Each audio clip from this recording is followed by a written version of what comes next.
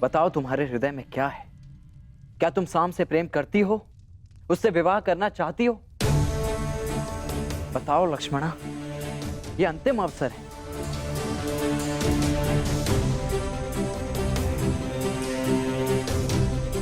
मुझे मेरा उत्तर मिल गया।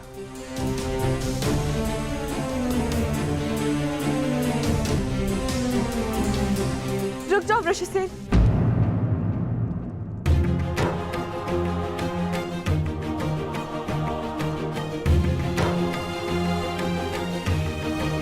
साम ने बिल्कुल ठीक कहा वृषसेन।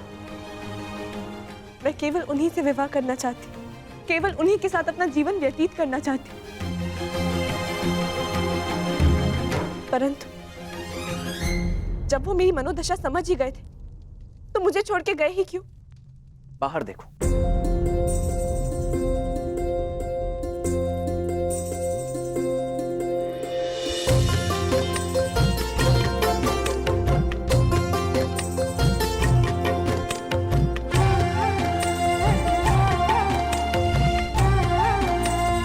एक दूसरे को देखने के लिए बहुत समय मिलेगा लक्ष्मण, परंतु एक दूसरे के साथ जाने के लिए समय कम। शीघ्र तैयार हो जाओ। तैयार? परंतु किस लिए? अब इसका निर्णय मैं लूंगा कि किसको क्या मिलेगा। आपने मेरे पिता को पराजित किया था कुरु कुमार, मुझे नहीं। छल किया गया था मेरे साथ। ब्रह्मास्त्र ये प्रतिद्वंद्वी के सबसे बड़े शत्रु का भय उसके समक्ष उत्पन्न कर देता है।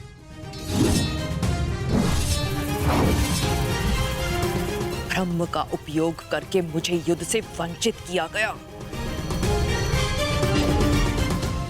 और युद्ध का ये नियम है, जो पराजित नहीं वो अधीन नहीं। इसलिए ये भेंट देने का मुझे अधिकार है।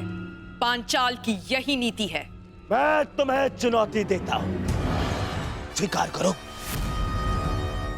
अभी अभी इसी क्षण इसी सभा में ये निर्णय हो जाएगा कि कौन किसको पराजित कर सकता है।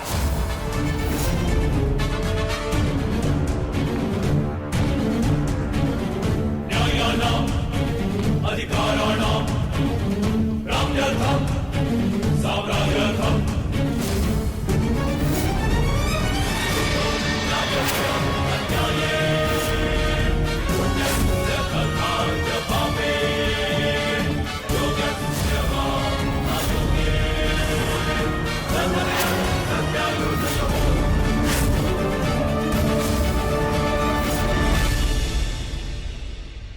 मैंने तुम्हें पहले ही चेतावनी दी थी अंगराज, विवाह के समारोह में कोई भी विकट परिस्थिति उत्पन्न हुई तो उसका परिणाम भी विकट ही होगा। मैंने भी चेताया था कि मैं यहाँ केवल अतिथि बनकर आया हूँ, परंतु परिस्थिति उत्पन्न हुई तो उत्तर अवश्य मिलेगा।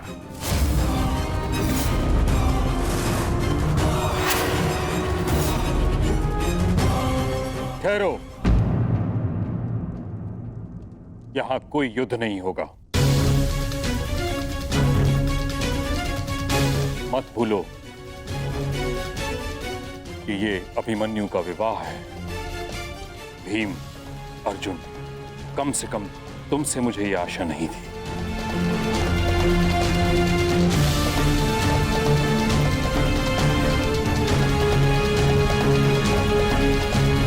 मैंने केवल हस्तिनापुर का अधिकार प्रस्तुत किया है और कुछ नहीं।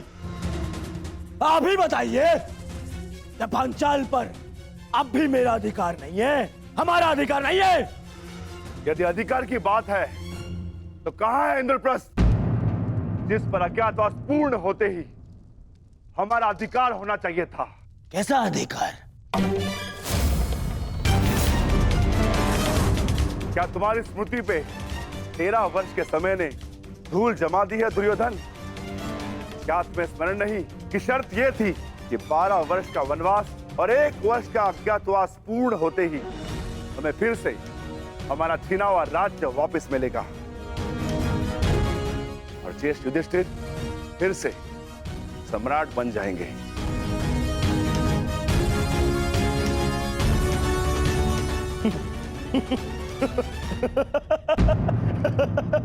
मामा जी, आपने सुना विक्रोधर भीम ने क्या कहा है? अधिकार। मेरी स्मृति पर कोई धूल नहीं जमी है विक्रोधर, परंतु तुम्हारी अवश्य प्रखर हो गई है।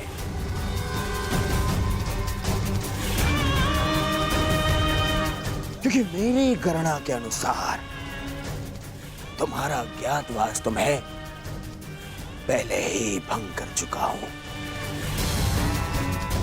इसीलिए मैं तुम्हें कुछ नहीं दूंगा। कुछ नहीं मिलेगा तुम्हें। और वैसे भी विराट युद्ध में मैं पहले ही घोषणा कर चुका हूं कि इंद्रप्रस्थ पर अब भी मेरा दुर्योधन का अधिकार है।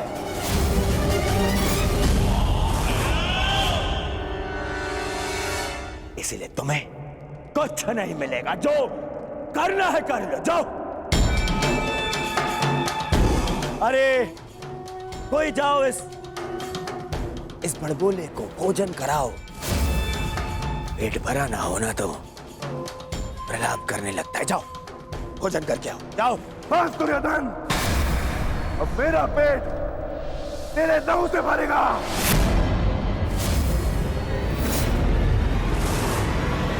सावधान दुर्योधन।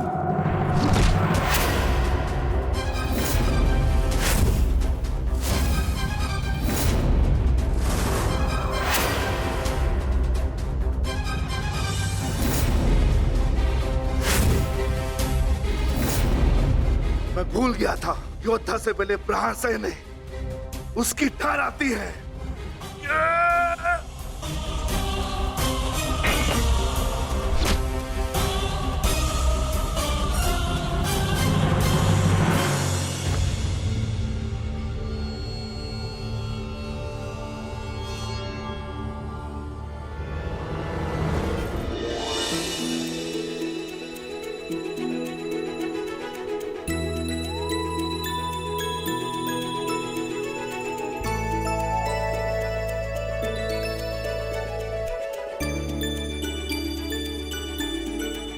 मुझे क्षमा कर दो साहब,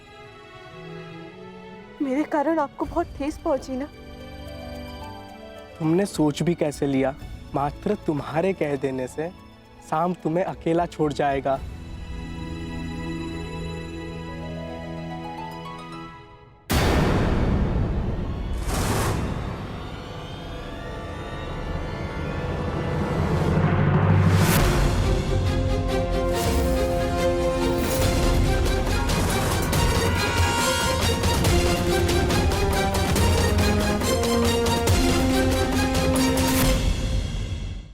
काकाश्री, लक्ष्मणा, अपने कक्ष में जाओ।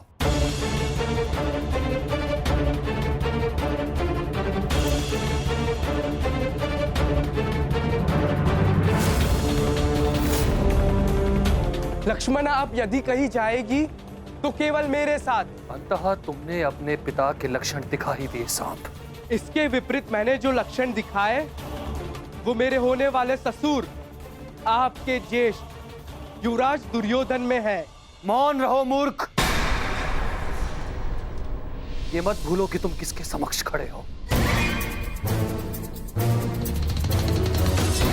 दुशासन नाम है मेरा, जो आज तुम्हें तुम्हारे दुस्साहस का दंड देगा।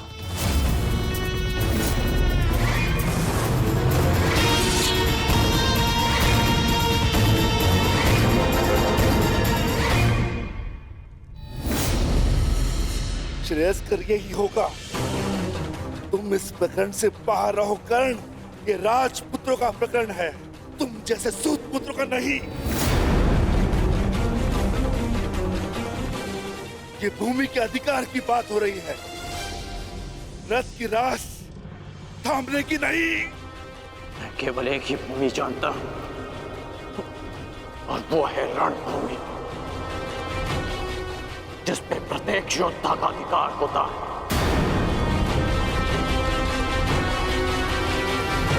वो चाहे तुम जैसा भगोड़ा राजपुत्र हो या मेरे जैसा सूतपुत्र। तो ठीक है, आज मैं तुम्हारे योद्धा होने का भ्रम ही तोड़ देता हूं। देखो तो सही, रथ की रास थामने वाले हाथ कितनी देर तक मेरे समक्ष अस्त्र थामे रह सकते हैं।